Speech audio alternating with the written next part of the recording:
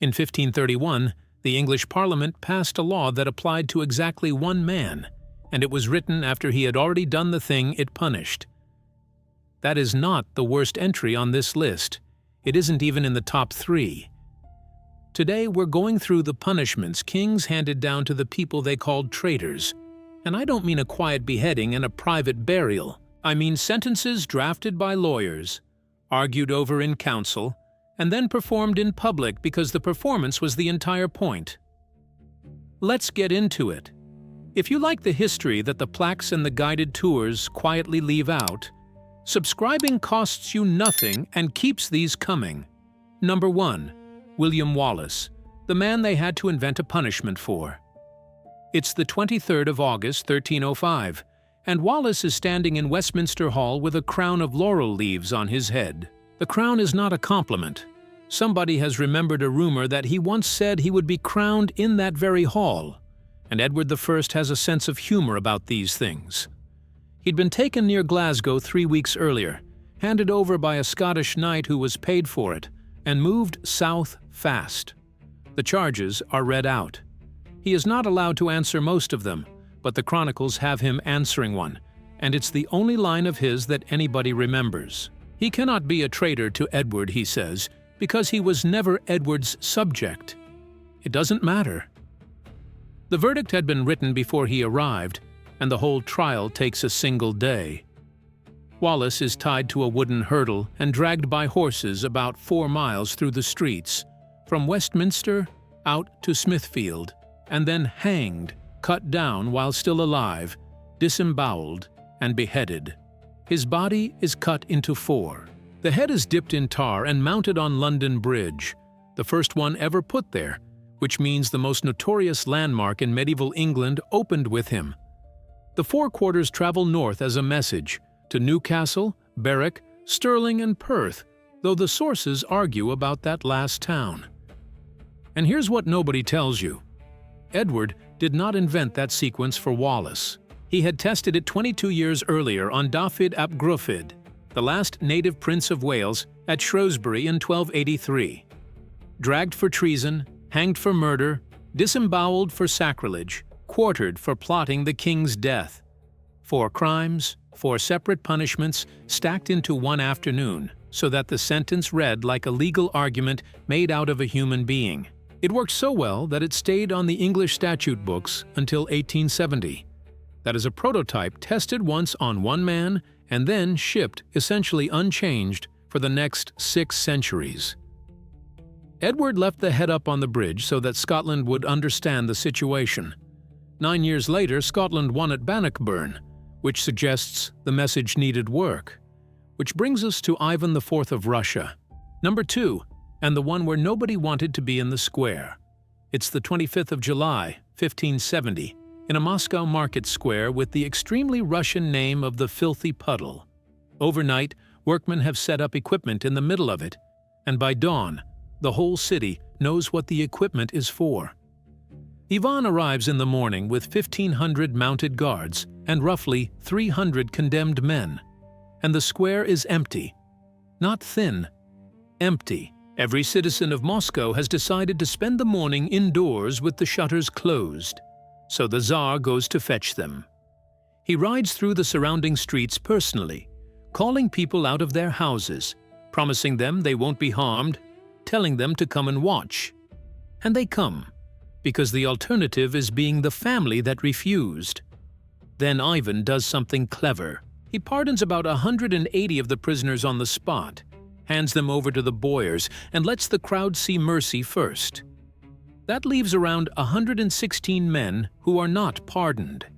Chief among them is Ivan Viskovati, keeper of the state seal, the man who had run Russian foreign policy for 20 years, accused of secretly corresponding with Poland and the Ottoman Sultan. He's told to repent. He refuses and curses the Tsar in front of everyone and is dismembered.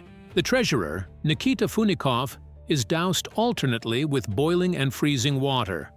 Almost everything we know about that specific morning comes from 2 Germans who served in Ivan's own guard and later fled the country, so weigh the finer details as you like. The executions themselves are not in dispute. But it got weirder.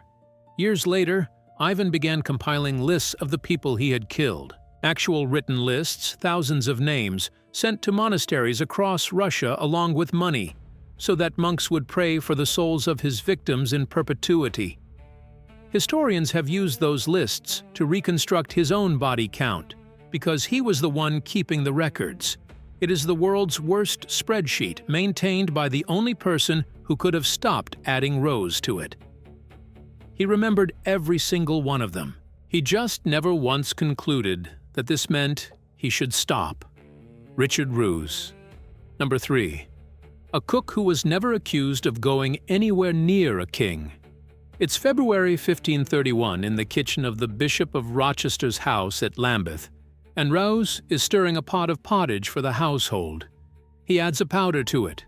The pottage goes out to the bishop's table and, as was normal in a great house, the leftovers go out to the poor waiting at the gate for alms. 17 people in the household fall violently ill. 2 of them die, including a widow who had come to the gate for a free meal. The bishop didn't eat. John Fisher, the intended target, had no appetite that day and skipped the dish entirely. Roos was arrested and claimed the whole thing was a prank, that he had only meant to give everyone a purgative and a bad afternoon. Under existing English law, this was murder, and murder meant hanging. Instead, Henry VIII went to the House of Lords in person and spoke to push through a brand new statute. The act of poisoning made murder by poison an act of high treason, set the penalty as being boiled to death, and was then applied backwards in time to a crime committed before it existed. Roos never got a trial. He was condemned by Act of Parliament, and on the 5th of April 1531, he was boiled at Smithfield in front of a crowd that reportedly did not enjoy it. And here's where it gets really interesting. Why does the King of England personally intervene over a bishop's cook? Because of who the bishop was. In 1531, John Fisher was the single loudest opponent of Henry's plan to annul his marriage and marry Anne Boleyn. And within days of the poisoning, London was openly saying the Boleyns had arranged it. Historians can't prove that, and probably never will. What they can show is that an extravagant, unprecedented, newly legislated public death is a very effective way of answering a rumor without ever mentioning it. It's the 16th century version of announcing an internal investigation into yourself and then leaking the conclusion. 4 years later, Henry had Fisher beheaded on Tower Hill, so the king who invented a new form of execution to avenge him got round to killing him personally anyway. Number 4 is Feng Xiaoru, and this one is about a single piece of paper. It's 1402, and Nanjing has fallen. Zhu Di, the Prince of Yan, has spent 3 years fighting a civil war against his own nephew, the reigning emperor, and has just won it. The nephew's palace has burned with a body inside it that may or may not be him. Zhu Di now has the throne, the army, and the capital, and exactly one thing missing, which is legitimacy. So he sends for Feng Xiaoru, the most respected Confucian scholar in the empire, tutor to the old emperor, and a man whose name on a document means the document is true. Fang is brought in wearing mourning clothes, weeping loudly, and handed a brush. All he has to write is the accession proclamation. He writes 4 characters.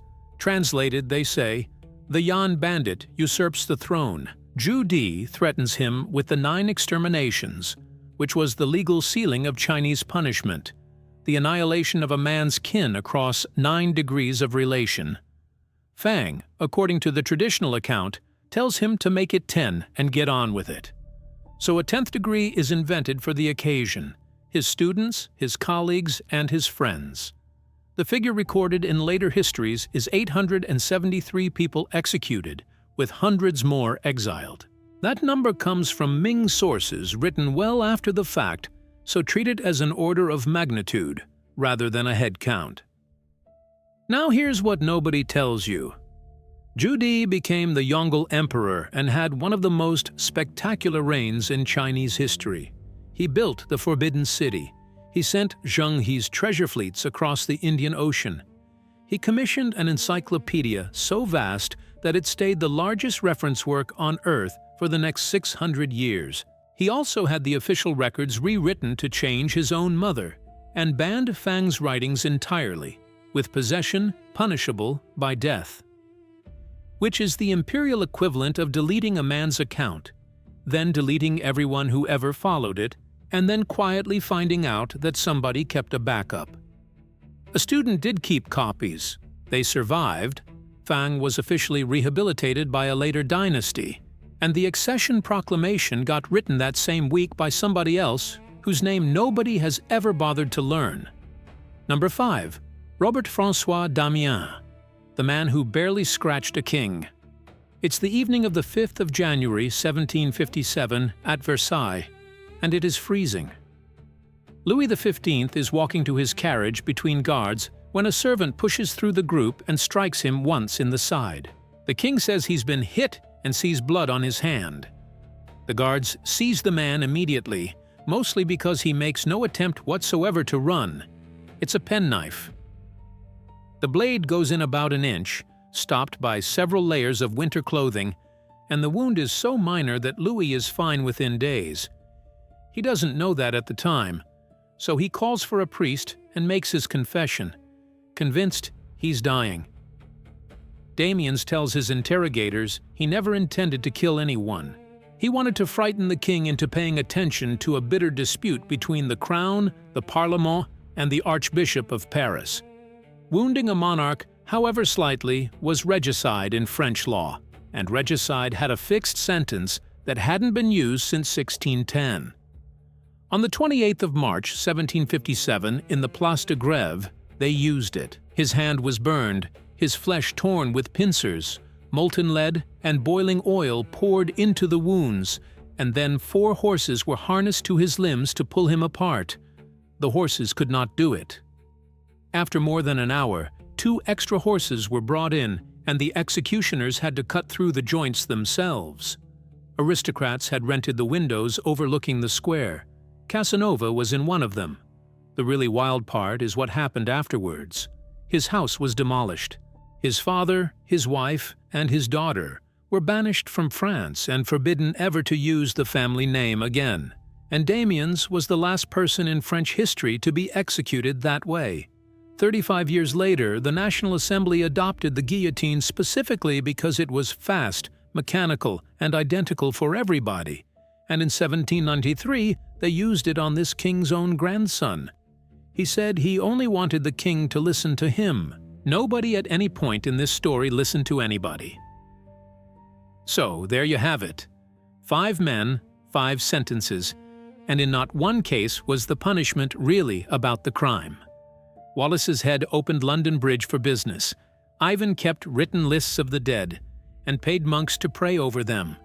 A cook was boiled alive over a bowl of soup that the intended victim didn't eat. A scholar wrote 4 characters and 800 people died for them. A man scratched a king with a pocket knife and was taken apart by 6 horses in front of a paying audience. None of it was aimed at the condemned. All of it was aimed at the crowd standing there watching, and the crowd, in every single case, eventually did the exact opposite of what it was told. Scotland went free. Ivan's dynasty collapsed into chaos within a generation. Fisher died on Henry's warrant anyway. Fang's banned books outlived the man who banned them, and the French monarchy ended up in the same square, on a better machine. If you know one that belongs on this list and isn't here, put it in the comments. There are more of these than anyone is comfortable with.